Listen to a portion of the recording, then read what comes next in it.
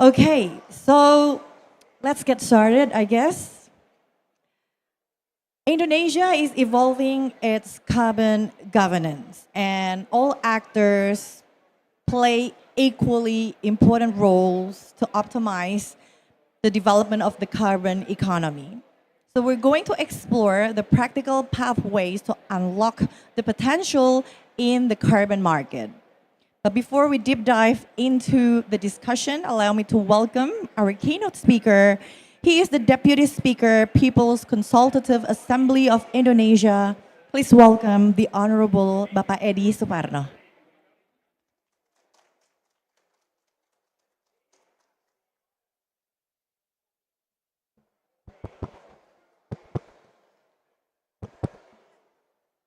Yes. Hello? Yes. Okay. Bye. Good afternoon, Excellencies, distinguished guests, delegates, esteemed colleagues and friends. Bapak Menteri, our Minister for Environmental Affairs, who's present today. It is indeed a great privilege to address you today at the Indonesian Pavilion during COP30 here in Belém. This gathering today represents our shared commitment to accelerate climate action through collaboration, innovation, and integrity in carbon markets.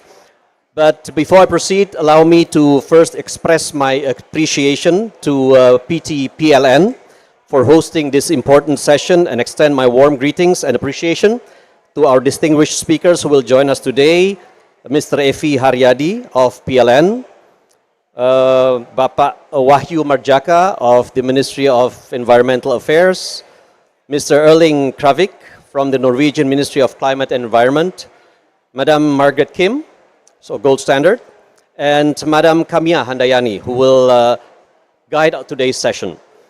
On behalf of the People's Consultative Assembly of the Republic of Indonesia, I would like to express our gratitude for this opportunity to discuss how carbon markets can evolve from compliance mechanisms into engines of inclusive and sustainable growth.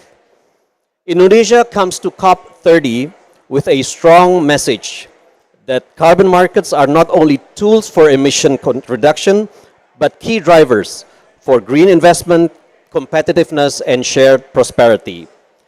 The issuance of the recent Presidential Regulation 110 of 2025 on the carbon economic value reflects our determination to establish a credible, a high-integrity carbon ecosystem that aligns with both national development goals and global climate commitments. As part of this commitment, Indonesia is also working closely with partners such as Singapore, South Korea, Denmark, Norway, to operationalize Article 6 cooperation frameworks that enable high-integrity cross-border carbon trading.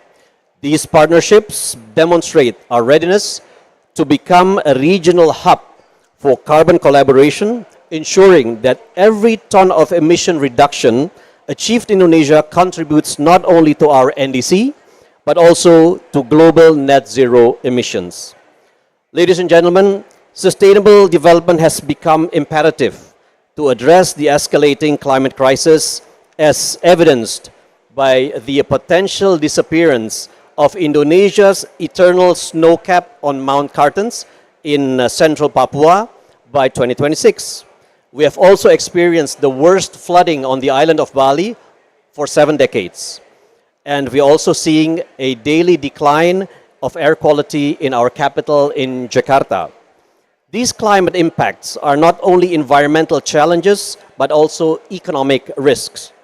To safeguard Indonesia's long-term resilience, our growth strategy must integrate climate action and energy transition as central pillars of development. Indonesia aspires to achieve annual economic growth of up to 8% by 2029, and the green economy will serve as a backbone of this sustainable growth trajectory. Indonesia must harness both nature-based and technology-based solutions to drive sustainable growth and climate resilience.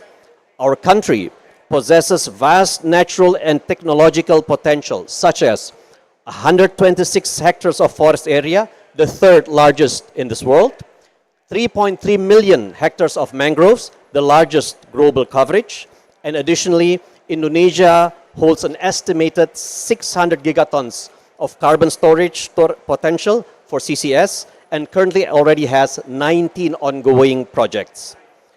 Indonesia commits to leverage its new and renewable energy resources through a national power development program, or known as RUPTL 2025 to 2034, which requires almost 200 billion US dollars of investments. Indonesia possesses significant renewable energy resources, including 3,300 gigawatts of solar potential, and through its National Power Development Plan, Indonesia targets 43 gigawatts of renewable energy, supported by 10 gigawatts of battery storage by 2034. CCS is also essential for decarbonizing Indonesia's power sector, which still depends on coal-fired power plants as baseload power. 1 gigawatt integrated CCS pilot project is currently targeted for deployment by 2030.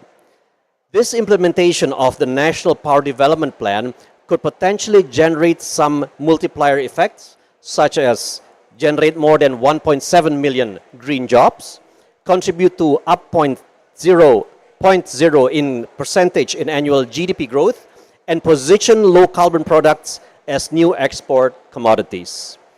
Ladies and gentlemen, this year marks a significant milestone in Indonesia's pursuit of sustainable economic growth and climate action with the issuance of Presidential Regulation 110, a landmark policy coinciding with the first year of President Prabowo Subianto's leadership. This regulation establishes the carbon economic value as a core mechanism to enhance global competitiveness, unlock new sources of economic growth, and demonstrate Indonesia's strong commitment to a high-integrity carbon market that supports green growth. Under Presidential Regulation number 110, Indonesia is strengthening the foundation of a credible, high-integrity carbon market that safeguards industry competitiveness and aligns with global standards. First, through a solid regulatory foundation by integrating carbon allocation and offset quotas, establishing a strong MRV framework, and creating a dual market system that recognizes both compliance and voluntary markets under one national structure. Second, by advancing framework integration through ensuring coherence between Indonesia's national framework and global MRAs, including partnership with the Gold Standard, VERA, Global Carbon Council, and other standards. Third, through regional cooperation by deepening partnership with countries such as Singapore, Japan for CCS and carbon trading agreements, as well as with South Korea and Norway for bilateral agreements under Article 6.2 of the Paris Agreement to reinforce global collaboration and market integrity. Ladies and gentlemen, I would like to thank all participants for their engagement. I hope today's discussion helps identify strategic pathways to accelerate Indonesia's sustainable economic transformation. To ensure this vision, the MPR plays a central role as the institutional orchestrator by aligning policy, investment, and international cooperation across Indonesia's energy transition agenda. Through policy harmonization and regulatory reform, MPR supports the advancement of key legislations such as the Climate Change Bill, the Electricity Bill, the Oil and Gas Bill, as well as the Renewable Energy Bill, which provide the legal foundation for Indonesia's low carbon growth going forward. Through this public dialogue, I believe we can reaffirm our collective commitment to turn ambition into action by building a sustainable and prosperous future for Indonesia and generations to come. I thank you very much for your kind attention.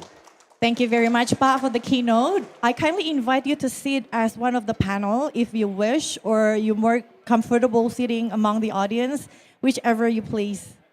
Thank you. You may take the center position if you don't mind. Thank you. Okay, let's get started into the discussion. And with that, I kindly invite the moderator. She is the Executive Vice President of Energy Transition and Sustainability from PLN, Ibu Kamia Handayani.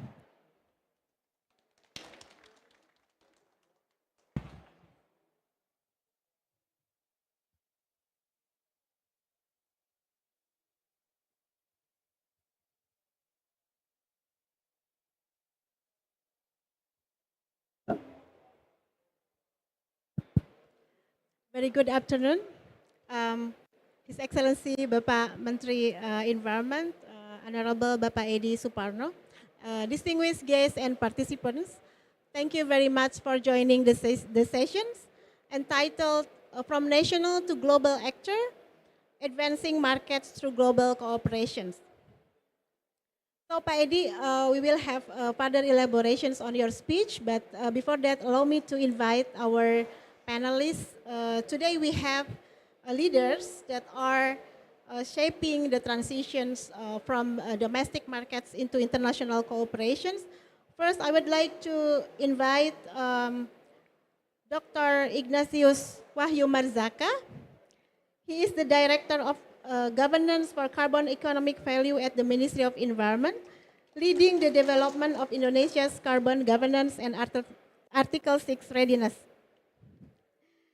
Next, I invite Mr. Evi Haryadi, the Director of Technology, Engineering and Sustainability at PLN. Bapak Erling Kravik, from the Ministry of Climate and Environment of Norway, representing a partner country working hand in hand with Indonesia on high integrity Article 6 cooperations. And last but not least, of course, Margaret Kim, the CEO of Gold Standard, at the forefront of advancing credibility and trust in global carbon markets. Thank you, everyone, and welcome. Allow me first to follow up on the keynote speech from Pak Eddy. Thank you so much for providing a strategic direction and also policy ground on global carbon on Indonesia's readiness for global carbon market. So, given Indonesia's ambitions to optimize development of carbon economy, what key policy directions or legislative measures is the MPR RI considering to ensure that carbon trading becomes not only a compliance mechanism, but also a driver for sustainable economic growth?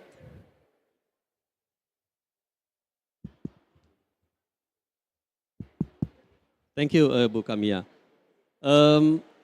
What we have done in the past, we have identified, well, Indonesia is a country that has substantial carbon potential. As you know, that currently we are undergoing, as I had mentioned earlier in my speech, that we are currently undergoing a major renewable energy program that will transform Indonesia's fossil-based energy to renewable over the next 9 years until 2034. We expect by 2034 we will have about 40% of renewable energy mix. And this on itself is a large carbon potential.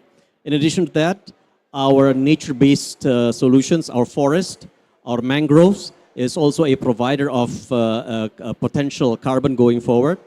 Last but not least, Indonesia is currently undergoing a major waste-to-energy program. As some of you may not know, Indonesia is facing a significant waste problem, of which a new regulation, a presidential regulation has been issued, where Indonesia will develop up to 33 incinerators across the country to eliminate our waste problem. And we expect by 2028, 50% of our 56 million tons of waste that we produce on an annual basis can be reduced significantly. And this itself will also become a carbon potential. So we have so many carbon potentials. The issue is how we align the right regulation to encourage a high integrity carbon market. And with the new president regulations 110, I think we have come to an important step to achieve that goals. So a high integrity carbon market, high quality carbon to be traded on the exchange and to be traded on a bilateral basis. But this is something that the regulatory framework that we have achieved has been provided, and we hope going forward that the Indonesian carbon economy can take off post the issuance of this regulation. Thank you so much. So the regulatory framework is there. The potential is huge. So do you see, what do you think the opportunities there for Indonesia to position itself in the global carbon market? Well, first of all, in the past, our carbon market was always dependent on achieving our NDCs. It is no longer the case now. So it is independent of any NDC cycle. So we can start trading. We have also cooperated with international standards such as Gold Standard, Vera, etc. So our carbon potential is now up to international standards. We have also a new registry system to identify on a real-time basis what the carbon trading activities are.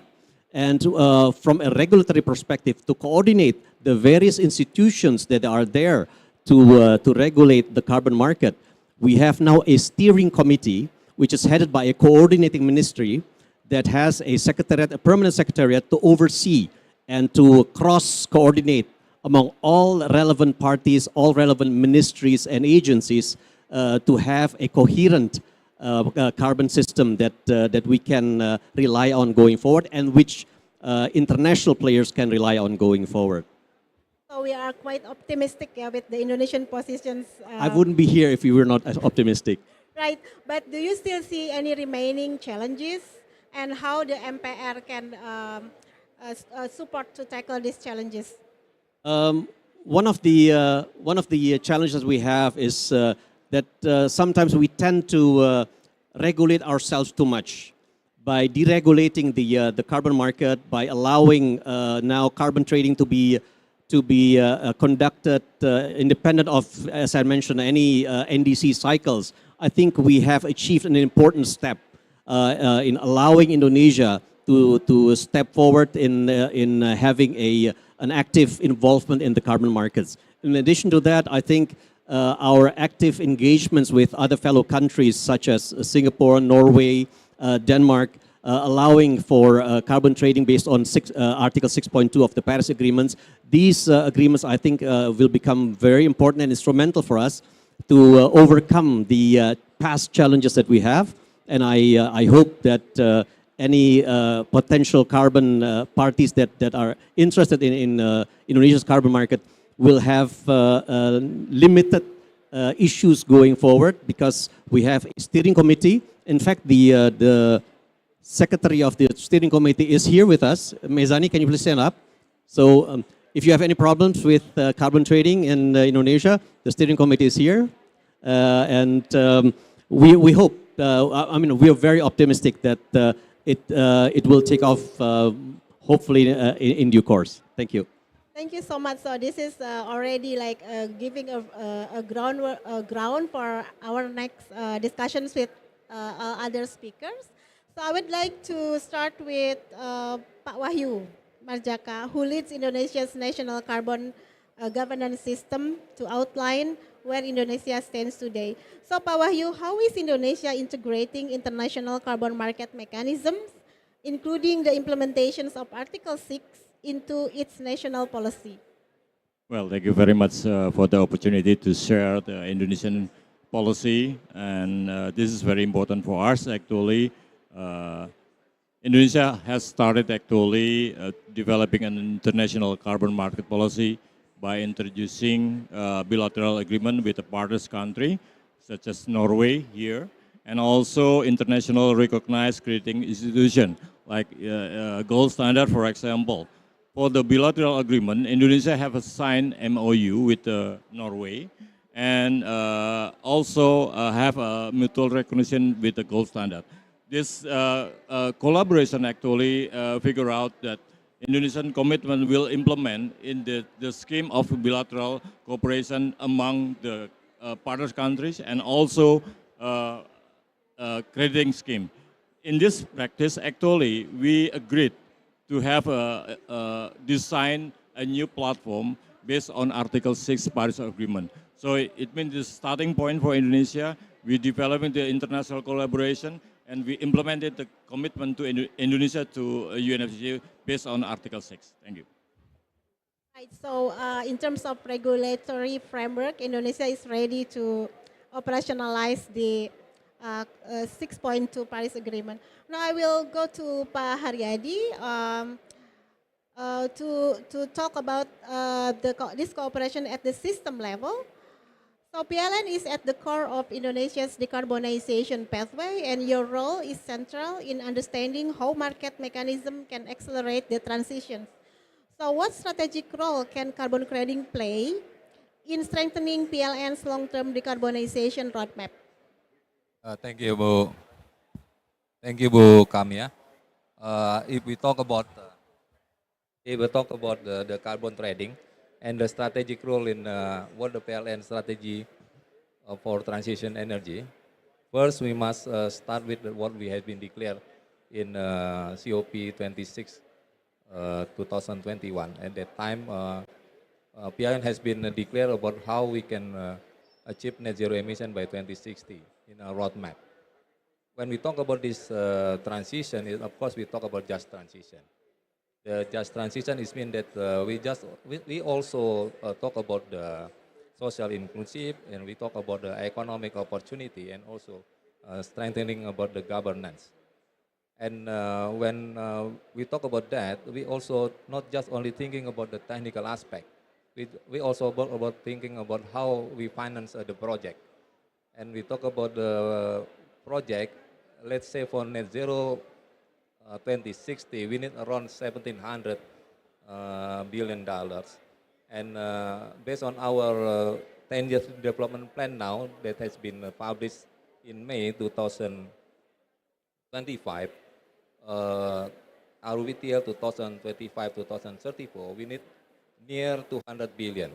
Exact number is around $188 billion. To finance this project, we also not just only collecting the finance from the commercial bank and also development bank, we also include the carbon finance. And this carbon finance is come from how we reduce our emission and change to become the carbon credit. And based on our calculation, this carbon credit can, let's say in this slide, we can see that there is 53 gigawatt of projects, including the renewables, battery storage, and also the baseload RE and also variable RE. Based on our calculation, it will reduce around 250 million ton CO2 equivalent. And if we calculate and changing this to become the carbon credit, maybe it will be give us some revenue potential around 2.5 till 10 billion US dollar. It means this can reduce our financing requirement around 2 or 5%, and it make me sustainable to do the project in the future. Thank you. Thank you. Thank you, Pak Haryadi, for the explanations. So to connect this with the international cooperation dimensions, Norway has been one of Indonesia's key strategic partners in developing high integrity markets under Article 6. So I have a question to Erling. In the context of Norway's NDC and net zero emissions targets, how does the country see the role of international carbon markets in achieving these targets, particularly through partnership with developing countries such as Indonesia? Hi, can you hear me? Yeah, thank you. Well, thank you very much for the question and also for organizing this very important event. I'm honored to be here. I'm going to come back to your question and answer it more specifically, but just to say that, just to give you a little bit of background history from the Norway. Norway has been a strong supporter of carbon markets for over 30, 35 years. You can go back to the early 1990s and we'll see that we have proposals on joint implementation under the international frameworks, and then up to the Kyoto Protocol, and now the Article 6. So this is something that has been a top priority for previous governments, and also the current government is really interested in this topic.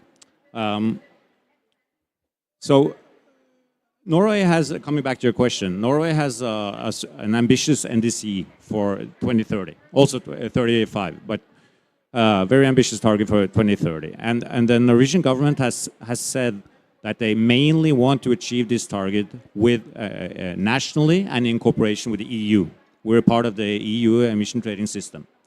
That being said, Article 6 will be very important, without doubt. We can't, right now we can't give any specific numbers, but there's obvious that this will be very important for our NDC. Additionally, we have a climate neutrality target for 2030, which means that we're going to offset our emissions from 2030 and going onwards. So this will be essential for our climate targets, Article 6. And also it gives us a lot of flexibility, because emission reductions are hard. It's complex. Often it's costly. We don't know how much emissions we will reduce nationally and in cooperation with the EU. Using this Article 6 framework, if you may, it gives us a lot of flexibility, and also it boosts energy investments in countries such as Indonesia, which is also very important for our government. So it's a win-win situation for us. Thank you.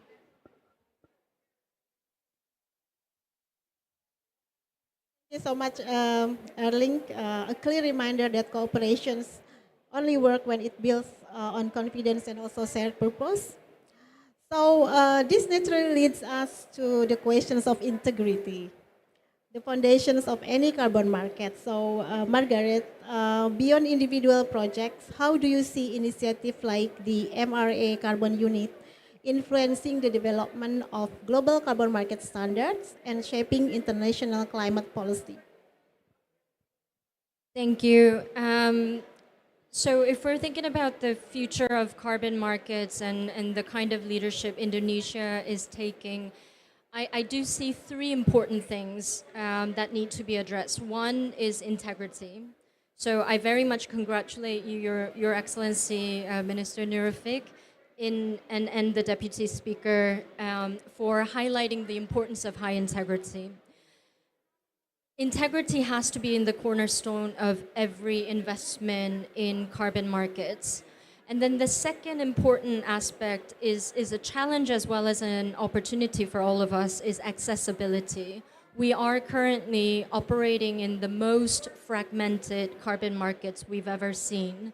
So work with Indonesia government, like signing the MRA, is one of those unique opportunities for us to connect the dots, build the bridges between how voluntary systems have been working with compliance markets and Paris alignment, Paris Agreement. Finally, and probably most importantly, is scalability. And scalability, we do need innovation, we do need technology, and very importantly, partnerships that address some of these challenges. So what do we mean by integrity? I think many of us have been sort of studying the definition of integrity for many, many years. Gold Standard's been defining and leading and demonstrating integrity for the last 2 decades. We have been created by WWF to ensure that. And for me, integrity is not just to make things complex. It is science-based, but at the same time, how to be inclusive. So integrity cannot be just defined by science, but it also has to take into consideration inclusivity of local communities, the local context, the monitoring and verifying practices, and indigenous people, especially if we're thinking about agriculture and forest projects. One of the important aspects that we've seen in the last couple of years is because there's so much scrutiny around integrity and quality of carbon credits that people are more and more heading towards certainty. But we need to remember this carbon market is bringing finance to those communities that will otherwise not be funded through our traditional investors. So we do need to make sure that we don't forget about that element of sustainable development, the importance of communities, and building community resilience in driving the next generation of carbon markets. So thank you so much, Margaret. And Pak Wahyu, I'd like to return to you, as this connects directly to the national government dimensions. So what challenges face in building the institutional capacity and regulatory frameworks necessary to participate effectively in global carbon market? Well, thank you very much. This is a very important question, actually, that we need to respond. If we see the readiness among the NDC sector, for example, in Indonesia, IPPU, forestry sector, and etc., and match with the, what is it say by Mrs. Kim, high integrity, we see that a lot of gap in the position of the capacity building, transfer of technology, how we understand, every sector understand what it means Article 6, what it means integrity, what it means technology transfer. They need to push the carbon market transparency and accountability. This is very important. So that's why this is the most important for Indonesia, challenging that we have to resolve the gap among the sector entity, among the stakeholder and others stakeholder. The important things are also for example, indigenous people and our gender should be included in the system and finalized in the harmonized situation. Thank you. Thank you so much, Pak Wahyu and Pak Haryadi. Let's connect that to the operational side in the power sector. So how can PLN positions itself within regional and global carbon markets to maximize value creations and attract sustainable investment? Thank you, Bu Kamya. PLN today is not just only an energy company. Not we also step in your role as a catalyst and also aggregator, especially for the credible carbon market. Now, as I see it here, that now PLN now has been leveraging Article 6 opportunity. There is positioning PLN now as carbon project developer, for instance.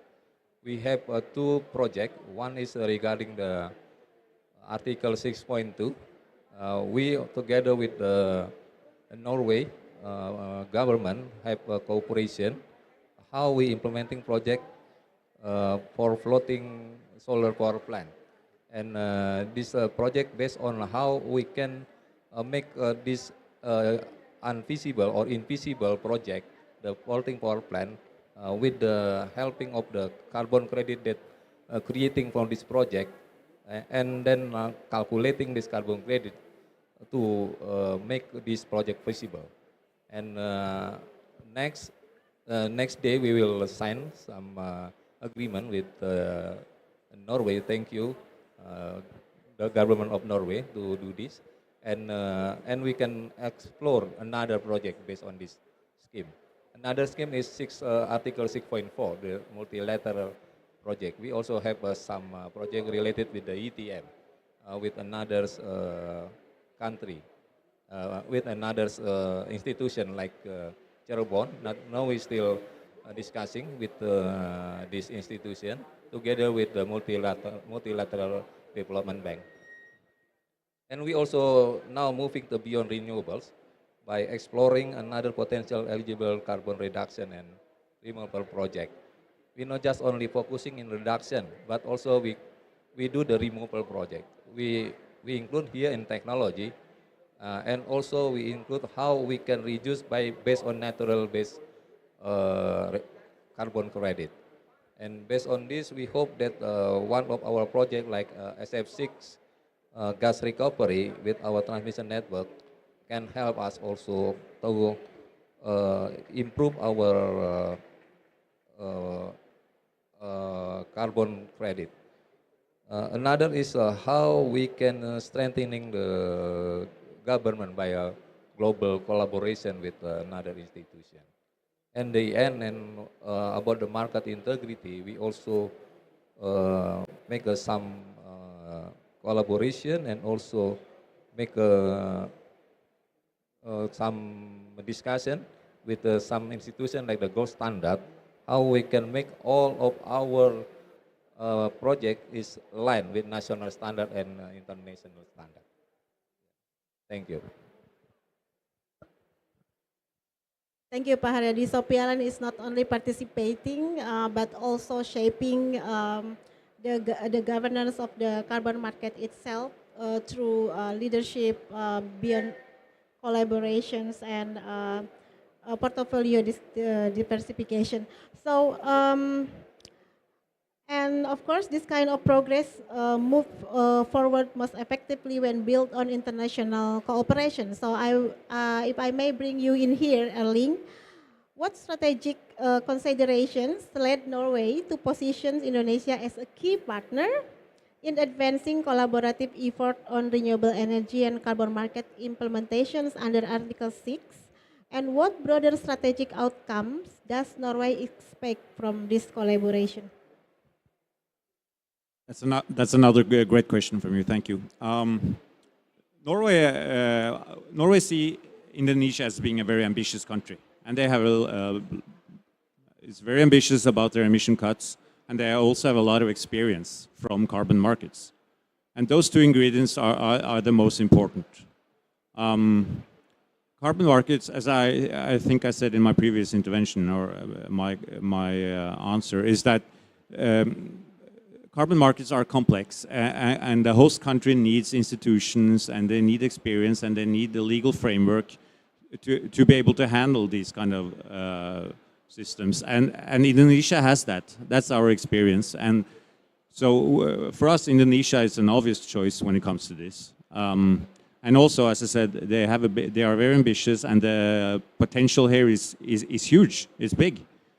We have estimates showing that we can, let me check my notes so I don't say anything wrong, but preliminary estimates indicate our program can generate around 12 million tons of emission reductions, which is a lot. It's a lot also in the Indonesian context, and especially in the Norwegian context. We're a small country. And we have our estimates gives a total transaction value of $350 million for this. So this is a big thing for us, and we think Indonesia is definitely a right place to go. Thanks. Thank you so much, Erling, for bringing up the numbers of potential transactions between Indonesia and Norway. So currently, Indonesia and Norway under the 6.2 cooperations is looking at transferring it most of up to 12 million tons from a project of floating solar PV in Indonesia. So I would like to go back to Margaret. From the perspective of standard and ecosystem assurance, scaling participation also requires scalable methodologies and trusted certification pathways. So what strategies is Gold Standard implementing to scale up various carbon removal and reduction solutions, and how does it support the development of credible certification standard? Thank you. Before I talk about specific methodologies, maybe worth mentioning Gold Standard just recently this year announced its ambition to transition all of its methodologies to align with Paris. So it's important to note that it's not PACM alignment, 6.4 alignment, it's Paris alignment. So the key principles of Paris Agreement. What that means is more than 48 methodologies under our standard system will be transitioning in the next 6 months, so that all the projects certified under Gold Standard will be Paris aligned. What that means is, I talked about accessibility earlier. that are more than 4,000 projects in over 100 countries in gold standard system can access various markets. For example, we are phase 2 eligible under CORSIA, the aviation compliance scheme. So the projects that wish to take that CORSIA label can go through with it. We also enabled insurance policies that can be a requirement to CORSIA. We've also engaged with countries like Indonesia to have mutual recognition agreement where there will be more bridges built between our projects and Indonesia's domestic scheme and opening up to the international markets. Also, by aligning with Paris, our standards can be used for 6.2. And some of our projects can also transition into 6.4. So basically, our role as a standard body is how do we ensure that projects, those 4,000 projects, can access these markets at the best price that they can find. Having said that, reduction and removal, we're both, as a standard body, we are supporting all solutions. I don't believe in having a hierarchy of reduction versus removal. It should be and, not or. So one of the things we are focusing on, for example, on the reduction side, our core methodologies are community service projects. We strongly believe in providing basic needs for the communities, like the clean cooking, clean water access, etc. Also, at a scale, we will be launching a public consultation on phasing out coal power plants methodology, hopefully in a few weeks' time, apparently tomorrow, yes. So I'm really looking forward to everyone's feedback on that consultation. On removal side, I do want to stress that there's no distinction between, there shouldn't be a distinction or a hierarchy between nature-based removal versus tech removal because we're talking about different time horizon. We need to invest in a longer-term tech removals while we also make sure that nature-based removals continue to get finance. And I think one of the ways we can think about removal work is how do we make sure we look at a landscape-level investment where nature-based solutions also benefit reduction efforts as well as community needs in those communities affected by that region or area. So I think there's a lot of room for innovation and partnerships to drive those areas. And Indonesia sits at the heart of those nature assets and communities, and therefore we look forward to seeing those pilots and innovation coming out of Indonesia. Thank you so much for recognizing that. And also, I can imagine how busy Gold Standard is to prepare everything. So before I invite questions from the audience, probably I would like to invite Pak Eddy. Probably you have comments on the discussion so far? Well, I think we've pretty much highlighted everything during the discussions. But what I'd like to re-emphasize is that one, with the new presidential regulation, we have basically ticked all the C's in policy. So policy clarity, policy consistency, and policy coordination, which is very important for us in developing our carbon markets.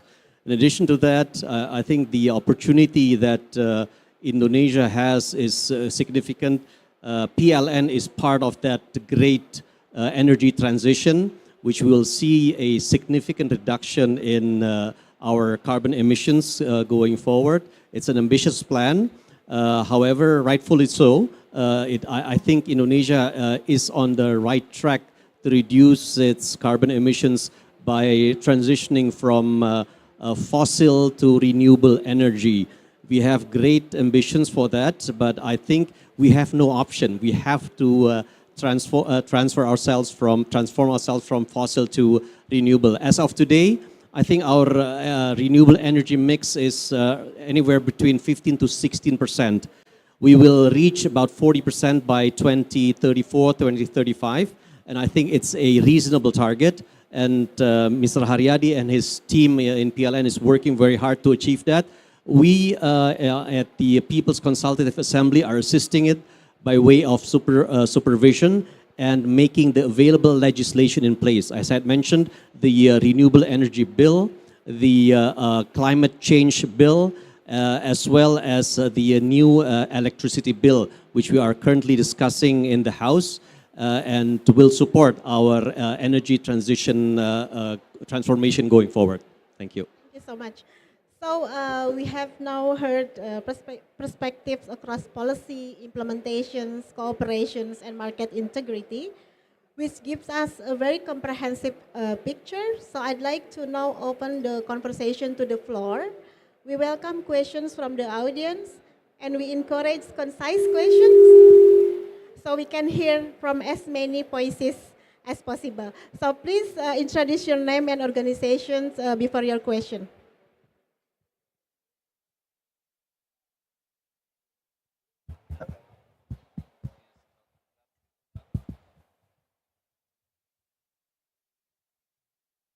بسم الله الرحمن الرحيم.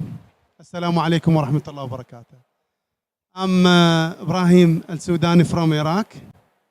First of all, congratulations for our brother in Indonesia for this great work. Actually, I have one question for the gentleman, Dr. Ignatz, the Director of Carbon Pricing Governance. My question is, when you starting to launching this company or for carbon pricing governance, and how much time you spend to be with this level of maturity? Thank you so much. I think, yeah, Pak Wahyu, I think you can start answering the question. Yes, thank you very much. It's a very good question regarding that timeline. When we will achieve the targets regarding the development of the carbon pricing. Yes, if we consider the time, we already started 5 years ago by signing the President Regulation 98. Yeah. After that, this is like mandated for the rule for compliance market. However, this situation is not so good enough for Indonesian. And then we improve and develop a new regulation. And now we started with aligning international and voluntary carbon market and domestic market. So, and also we considering the trend of the global regarding the Article 6. This is very important. And this will be achieved at least before 2030. We have to align every governance of the carbon pricing. Thank you. So, okay. So, yeah, please go ahead. Please mention your name and organization.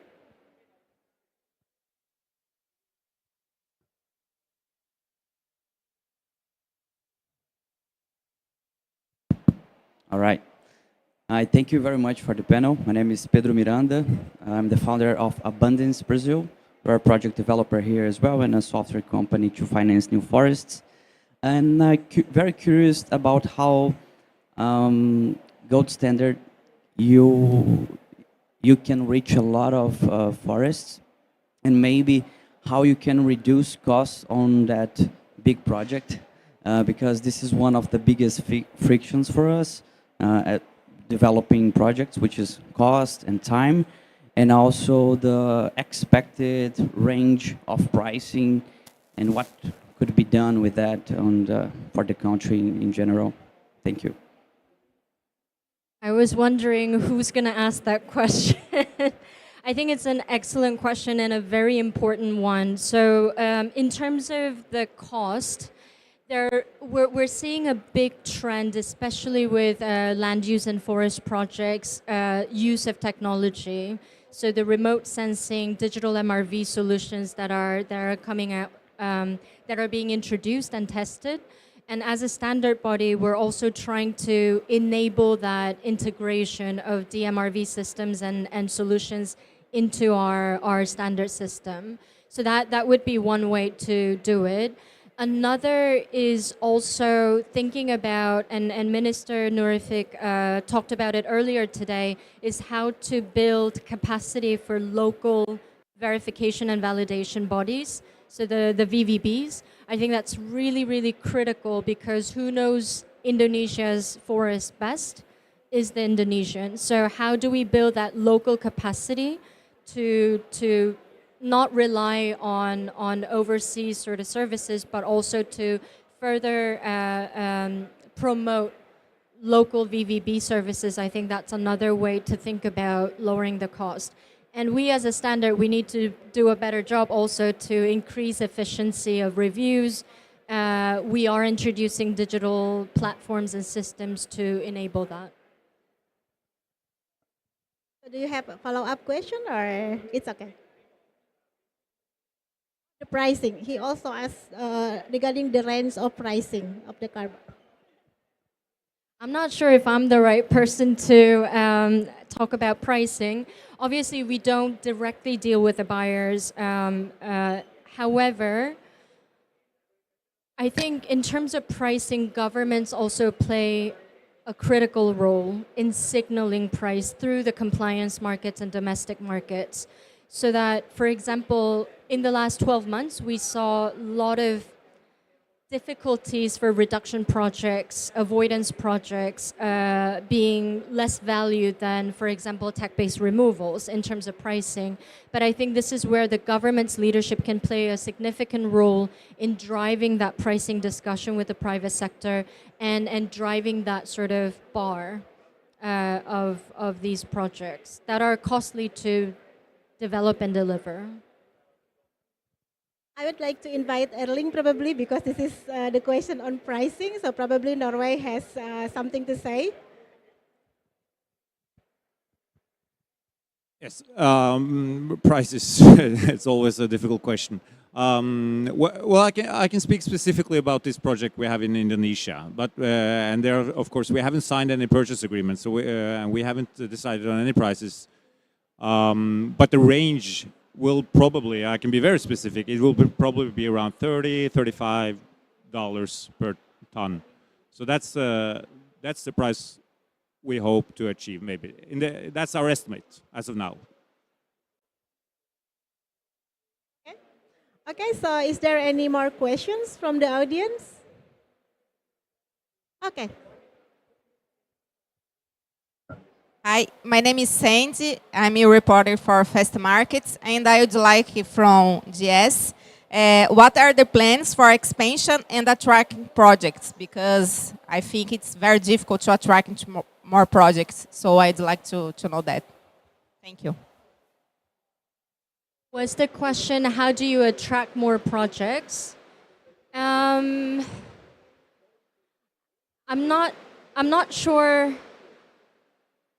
if our job is to attract more projects. I think our job is to enable those projects to access various markets with that integrity. So for now, we are working closely with project developers, local project developers. Obviously, we're a small NGO, so we don't have the reach to 198 countries around the world to expand and bring in new projects. However, the mutual recognition agreement, I think the frameworks like this will enable more and more projects to enter in because there's accessibility for local projects to access international markets and get a fair price for their projects. Okay, so is there any more questions from the audience? Okay, so probably I will go back to the panel. We will continue the discussions.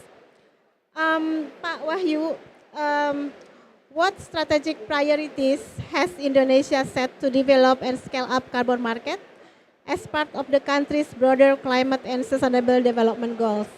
Well, thank you. Thank you very much. Yes. Actually, after we have a discussion, many source information, I'm thinking to consider a new regulation from Indonesia. We call it Presidential Regulation number 110, 2025. This is very important. The mandate of this regulation is to strengthen the and disease sector. So it means we put the more role on the sector to strengthen themselves to prepare how they're ready to be a stakeholder on the carbon pricing. This is very important. The second one is how we can align the registry system, national registry system, and also carbon unit registry in their sectoral and align with the international registries. This is very important. We need to track every transaction. We need to track for every step and work for every sector that regulated by new regulation. This is very important. Thank you. Thank you so much for outlining these two priorities, Pak Wahyu. So I would like to go back to Pak Haryadi. So what collaborative strategies with government, private sector, and international partner could enhance PLN's capacity to scale up carbon trading for global participation? Thank you. Talk about scaling up carbon trading for global participation. I think collaboration is the most important one, especially a collaboration with the government. If we talk about the collaboration with the government, especially if we talk about the Article 6 cooperation. Now we, together with the government, work together to how we can improve and we can execute this Article 6. As I said before, we have some project regarding the Article 6.2 together with Norway, and also we also have some project regarding 6.4, that is multilateral project. Another is how we can make some collaboration with another institution like private sector and also another organization. And with this private sector, we have some collaboration regarding the PCS project and also the SPA project. And we also have some scheme regarding the MRA, Mutual Recognition Agreement. At the same time, our green energy service program also help industry to get the clean energy. All this partnership fit into one another, and government cooperation provide alignment and trust.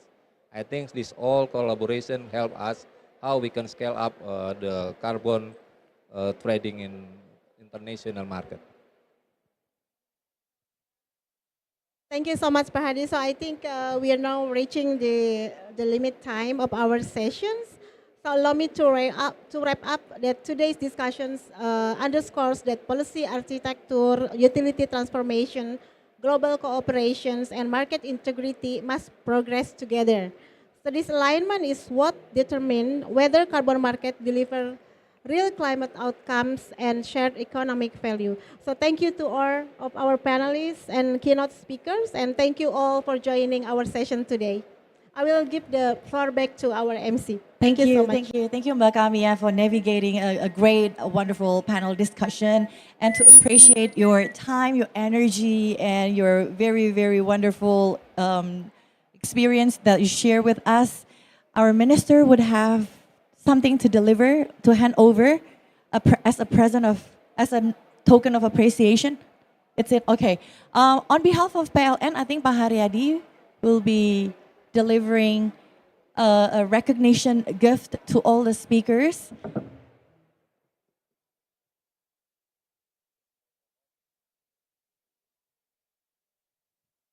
And I think we all agree that we're extremely grateful in order to scale up the carbon markets, Indonesia carbon markets. We have a lot of support from the government of Indonesia, as well as the supreme legislative branch, which in this occasion represented by the Honorable Bapak Deputy Speaker. Thank you for joining on this session. We're going to have a group photo together along with your no, that's okay. Can you, everybody, make sure, we just want to make sure everybody is in the picture, in frame? Okay.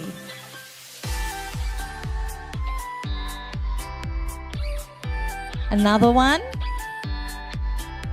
Okay, I think let's call it a day. Thank you very much for your participation. It's raining cats and dogs outside, so I guess I suggest everyone to leave here early and have a safe journey home, safe travel. We will see you again tomorrow. Have a good rest and goodbye. Thank you.